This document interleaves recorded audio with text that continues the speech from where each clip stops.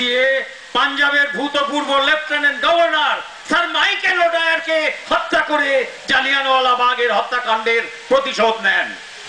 বিচারের সময় উধম সিং বলেন,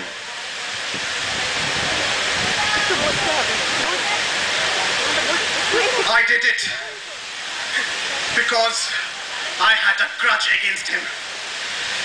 He deserved it. He was the real culprit. He wanted to crush the spirit of my people. So I crushed him. For full 21 years, I've been trying to wreak vengeance. And I'm happy that I've done my job.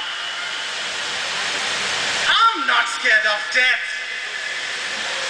I'm dying for my country.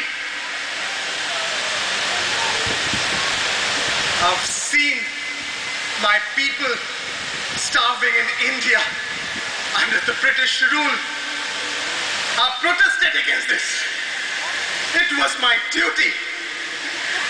Oh, what a greater honor could be bestowed on me than death for the sake of my motherland.